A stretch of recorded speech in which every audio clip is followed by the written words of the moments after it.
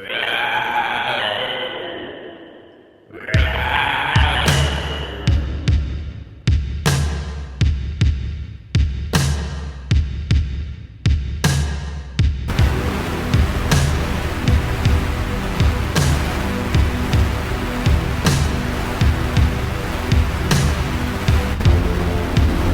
we got another big batch of movies to get through today, so let's not waste any time. Yeah? Okay. First up is Vampire in Brooklyn. This is a movie I've been aware of probably since it came out in 1995. Never saw it. I'd heard terrible things about it for decades, probably. And then a couple years ago, I started hearing some rumblings. You know, probably after Wes Craven passed away. Was that a couple years ago? It's probably been like 20 years now, for all I know. Time is a flat line. Yeah, and it starts here, and it ends there, and I'm somewhere right here, and it passes from there, and I don't know how long that takes, because I have no perception of it. Yeah, okay, glad we got that cleared up. Yeah, 95. Excuse me, let me get comfortable here. A Vampire in Brooklyn comes out. Eddie Murphy, he's got the hair. I would kill for that haircut. He says that's the reason the movie bombed is because of his haircut. And I don't believe that for a second.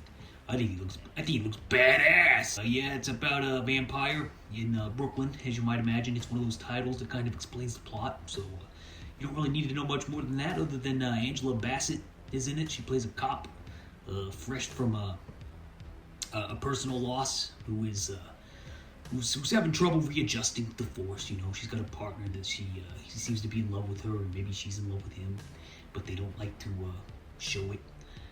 But this vampire quickly comes on the scene, played by Eddie Murphy, and, shenanigans ensue. Horror movie, spooky month shenanigans. Eddie's playing it straight here for the most part when he's the vampire. He's got these eyes, you know, he's got these yellow glowing eyes sometimes. Sometimes he looks normal, sometimes he's got the teeth. You know, he's got the vampire teeth. Sometimes his whole face is a prosthetic, and it's been overtaken by the vampire. So this might be his first foray into heavy makeup, like right before Nutty Professor came out, you know, when he started playing. Oh, wait, no, that's not true. I completely lied about that. He's got that SNL sketch in the early 80s where he plays a white dude. You ever see that one? That's a good one. That's a classic. And then, of course, Coming to America, where he's playing like old men and Preacher and various other characters. That was his first foray. So, my mistake on that one. Clearly, there were other examples. I wasn't thinking. I don't know what was wrong with me. The opening scenes are pretty awful. I'm not going to lie. Then it starts to pick up at the nightclub when there's a snake attack, and he attempts to dance with Angela Bassett. This is the first scene that really hammers home the chemistry between the two actors. I mean, they are really good on screen together. They actually make the movie worth watching. Eddie and Angela Bassett's scenes together are very good. Very good chemistry. Very, very good chemistry. I don't know. You can't really say that it's a crappy movie because the chemistry between the two leads is so good. So, more power to that. And Eddie starts doing that multi-character bit, that I mentioned earlier. He plays a preacher Paulie, I think his name is. He's got this kind of like Coming to America style preacher who has to do a sermon. He can't do it inside the church because there's too many crucifixes around, so he goes out of the church. It's a whole thing. It's probably the best comedy bit in the movie. Most of the comedy bits fell flat for me, which is the big problem with the movie, I think, because it's trying to be like two different movies at once. A lot of movies can pull these off. Horror comedies are a classic staple. But this one, I don't know if Wes Craven just couldn't get the tone right, because it's like there's two genres playing it simultaneously, and only one is working at a time. Sometimes the comedy works, and sometimes the serious movie works, and I think the serious movie outweighs the comedy and does better than the comedy. I'm probably in the minority on that. I think a lot of people like the comedy better, but I don't know. I just think the comedy was just too much. And then the juxtaposition with the seriousness wasn't really handled very well by Mr. Craven, who I love and adore. I adore you, Wes. I love you. I miss you every day. But as far as the comedy, not as real wheelhouse. I was shocked to discover that my cat is in this film. Just a side note. Cooper. Not Penny. Penny's my downstairs cat. She's temporary. Somebody's supposed to adopt her at some point, but she's been here since May, and I don't think she's ever leaving. But Koopa, he's upstairs and he's in the film. I didn't realize he was in this movie. I didn't know I was living with a movie star. I was looking at the Wikipedia page for this movie, and it is really, I mean, if you look at the Wikipedia and you look at the cult following and all the filmmakers who praise this movie, you'd think this was like the second, it was having a real second wind. But then you look at its tomato score, you look at the IMDb score, you look at the Letterboxd score, and they're all bad. They're all bad. So somebody better get those votes up if you want the Wikipedia page to match the algorithms and whatnot. Maybe it was brigaded. You know how people like the brigade movies that have like female stars or minorities because people are stupid and they think that makes them feel better inside just to spread their hate in nonsensical, arbitrary ways. Brigading. I hate it. I hate the internet. I hate it. But what are you gonna do? I love you though. I love you. I have nothing but love from Jeremy for my viewers because I know you guys are good. Yeah, I know you. I look at the analytics. You guys are all cool. Yeah. Okay, let's move on to this. Oh wait. Let me get my rating. 2.5 thumbs up. I can do that because it's not 2 thumbs up. No Ebert, Siskel. It's not 2. It's 2.5. That's a completely different rating. And if they were rating a movie 2.5 thumbs up, it would be like the best movie ever made because that's the highest of their scale. But when I go 2.5 thumbs up, I'm doing it out of 5 thumbs. You know, like a regular human with 5 thumbs. And this one's 2.5 thumbs. So not that great, but serviceable, watchable. I think the cult following is, the reassessment is a little off, but then again, maybe I'm a little off, but what do I know? You know, I don't know a lot. If we're talking like Wes Craven working with diverse casts and whatnot, I think you'd look toward People Under the Stairs first, because that's a classic. Love that one. I might throw that one on in the next coming days here. I don't know. I love it. That was the first movie I ever watched on Netflix streaming, by the way. True story. People Under the Stairs. It was like the first 5 minutes. I was like, what? You can watch movies on here now? Because it was all a disc service. But then I opened up the website one day and it said, Netflix, watch now. What's watch now? And then I saw the People Under the Stairs, and underneath it said play. And I was like, play? What do you mean? I don't have to sit down for the disc. I can just hit the play button. And I hit play, and then the People Under the Stairs started. It was the greatest day of my entire life, and nothing has been the same since. What's next? Let's see. Madman. You ever hear this one? This is an interesting one. I've had it in my Magic Pumpkin for the last 5 Halloweens, I think, and I've never drawn it out. But that all changed this week when I drew it out. I think it was filmed in 87 and came out in 89. So, but it still looks like it still looks like the mid 90s. It's like a film noir mystery horror type of thing about a young lady who has great glasses. I love a librarian look, you know, like not like those glasses, but like a dark glasses on a lady, you know, just sultry, you know, and she's got these big shoulder pads, you know what I mean? Did you think I was going somewhere else with that? Shame on you. Shoulder pads, big ones. And she was just very pleasant to look at. And I thought maybe if she wasn't busy later, we could go get a cup of coffee together. I'm married though. Emily is a beautiful lady, and she satisfies my needs. Am I digging a hole? What was I talking about? Oh yeah, but yeah, the characters in the book seem to be like manifesting in her life, and she's trying to solve the mystery as to why that is happening, I guess you could say. Her boyfriend is played by Rick from a movie that I mention often, just one of the guys, and he's always fun. I like him. I don't know why he didn't have a better career. He was always he's got that cool hair, and he's got that cool hair, and he's got a nice sense of humor, nice screen presence, especially in just one of the guys. But one word I'm going to describe this movie as, okay? Bear with me. Atmosphere to the gills. It's beautiful to look at, beautiful.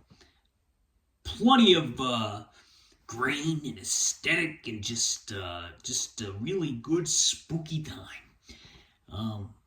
the bookstore that the main character, the librarian-looking lady who I mentioned, who has the big shoulder pads, she the bookstore that she works in looks like heaven. Like if I couldn't live in a video store in the afterlife, I would want to live in this like thrift used bookstore. I bet it smells fantastic in there, like used books. We got one locally that I like to go to every once in a while. Never buy anything because it's kind of expensive, but man, does this smell good? Man, just fill that in there. Fill it up in my nose, those used book smells. And I can smell it out of this movie. It's like the movie has smell edition, you know? And there's a lot of used books. She's slipping and sliding on them in one scene. In her apartment, she has a New Beverly Cinema Showtime sheet. You know, like a show. You know, like they still have them on like Facebook. If you I'm not on Facebook, but if you follow the New Beverly on Facebook, you can still see their monthly showtimes. And Quentin Tarantino, he owns the New Beverly now, but back then it was the old owners, and they had the same cinema Showtime sheet. So I guess you could say, in addition to reading pulp novels from the 50s, she's also movie nerd. Love her glasses. Did I mention that? Have I mentioned that I loved her glasses? She only wears them when she reads, but she's looking good. I gotta get some glasses like that for Emily, maybe. You know what I mean? Yeah, you know what I mean. I love the flashbacks. The atmosphere gets kicked up even another notch in those flashbacks. It's like a night in 1950s looking flashbacks with old diners and kitchen tables and apartments and booths and bullet bras, hair tied up in the knots. I think Quentin Tarantino may actually be a fan of this movie, because it's got a lot of things he likes. It's got pulp novels, LA, crime, murder, and there's actually one scene where the killer cuts off an ear with a straight razor. So I don't know. Maybe he liked this one. If I had to guess, he was aware of it, because the New Beverly thing in the movie in her apartment makes me think that he knew. Maybe he was even around the shooting. Maybe he even got onto the set. I don't know. I heard he went onto the set of a lot of movies in those days, like Gremlins. I think he went on. I think he interviewed De Palma somehow. He got on one of his sets. He's a tricky character, that guy. And if I know Quentin Tarantino, I think I do. I think he liked this one. He didn't like 80s movies too much, but I think he liked this one. Excuse me. Purposely predictable to build suspense, and then it takes up left turns that it set up earlier, so it's not like out of left field. So everything makes sense, but it's predictable, but not. So good on it. Good on it. Fun stop motion effects, if you can believe that. I think it's the guy who directed The Gate and The Gate 2. And he's got the stop motion effects coming on in this one also. Pretty good. I like this one. Madman. I give it 3 thumbs up. I'd recommend it. I think I watched this one on, was it Prime? I can't remember, but it's out there. It's out there on the common streamers. All right, here we go. Mute Witness. Mute Witness. I've been aware of this one. Like, I'd seen the video box for a long time. I think I always confused it with Blink with Madeline Stowe and Jennifer 8 with Uma Thurman. So I saw Blink and I saw Jennifer 8, but I never saw Mute Witness, because I was like, oh, I'm confusing it with those other 2 movies, and I'd rather see those other 2 movies. So I never ended up watching this one.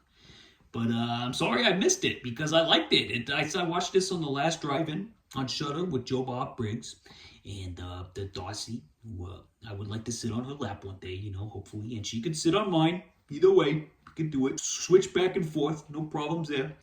Right after the next movie I'm going to talk about. So I should have reviewed the next one first, but I'm going to talk about this one first. I'm not very organized. You can tell. But yeah, Mute Witness. It's about like a mute. That's what it's about. It's about a mute lady. She's a makeup artist, like a special effects, like the female Tom Savini, for a Italian, or I don't know where it is. Where is it? Bulgaria? I don't remember. It was some overseas location. And she doesn't talk, but she can communicate. She can hear. She just can't talk. So she has to go. She's leaving one night after shooting, and she forgets something inside, like a mask or something. So she has to go back in by herself, and she gets what she needs.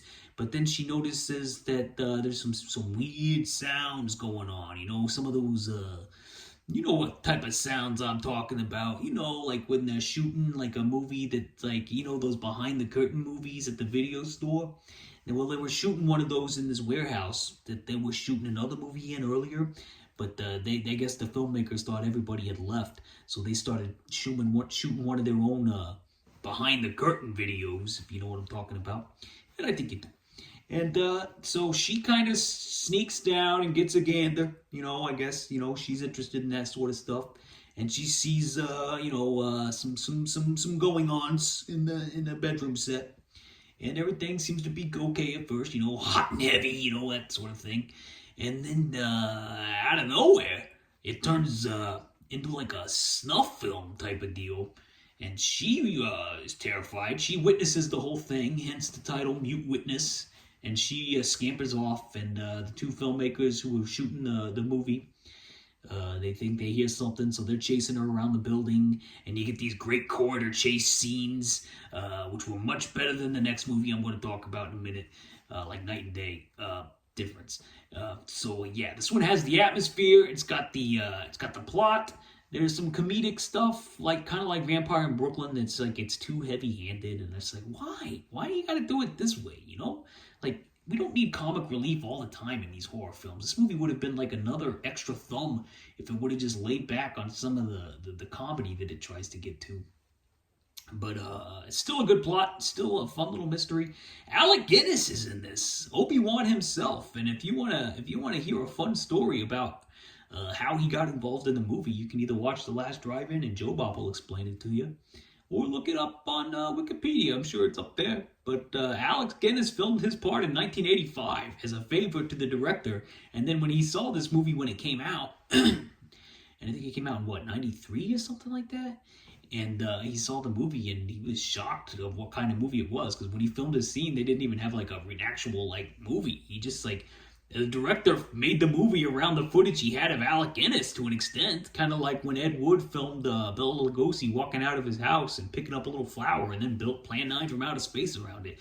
Except this one's a lot better, you know, like the director actually knows what he's doing and he makes a really good story around it, which was originally, I guess, set in Chicago, but then they sent it overseas because he could get a pretty big discount on the movie. And then I give this one, Mute Witness, I give it 3 thumbs up. Very, very good. And the last movie, last but definitely least, is a movie called Dark Tower.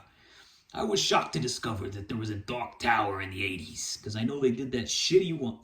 Pardon my language. I haven't seen it, so I can't say for sure, but they did that shitty one with Idris Elba, and it was like the Stephen King adaptation for the novels, that series, you know, which I've read. Very good novels. Roland, you know, Eddie, Oi, I remember him being in there. I can't do an impression because I've never seen him. I just seen him in here, and I read him in the book. This Dark Tower, it's got nothing to do with that. Nothing. And it is not good at all. It's probably one of the worst movies I've seen in a while. It's got like, it's about a ghost husband. It's about an architect whose husband has died, and he's a ghost, and he's haunting her building or something. I don't know. I don't even care. It was stupid. That's all I can say. It was stupid. Jealous ghost husband. In the pantheon of strange movie actors who make strange acting choices, Michael Moriarty often slips under the radar. He's in The Stuff. Remember that movie, The Stuff? I know there's this one part where he's like, "You too, partner. Eat it. Eat it." I mean, he's delivery is always weird. Like, you can count on Michael Moriarty to be weird. He's like David Morse-like. He looks kind of like David Morse, except less hair. Kind of like me.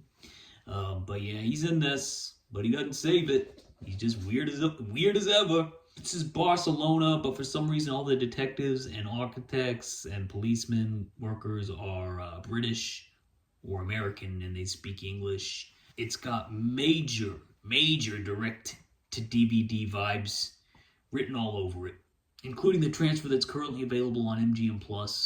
Like maybe there's a theatrical 35mm print somewhere that doesn't make it look so cheap, but as of right now, it just looks like a cheap straight-to-video TV movie, which is shocking because it's directed by Freddie Francis, who did the cinematography for a lot of David Lynch movies.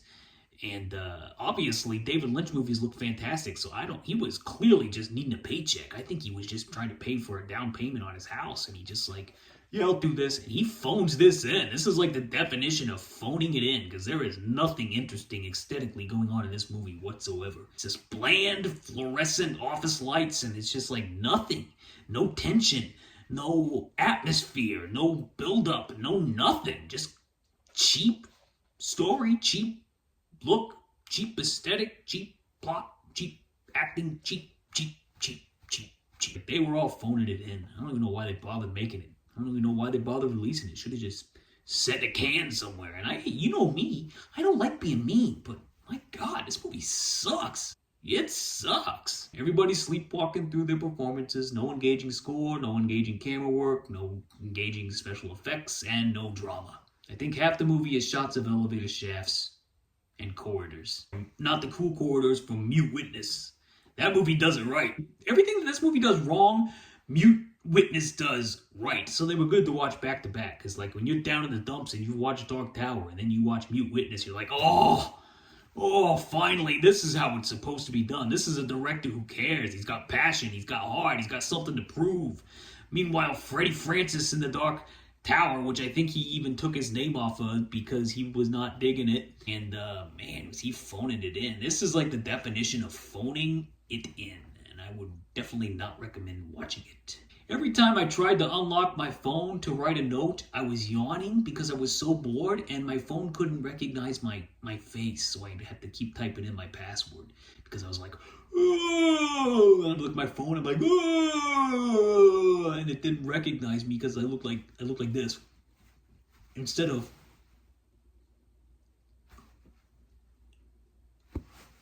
It's a problem. That's a problem. That's another thumb off for this one. This movie's a sleeping pill. My God, you need Ambien? You don't need Ambien. You got one of those prescriptions? Just put on the Dark Tower every night. You'll go right to bed. Sleepy time.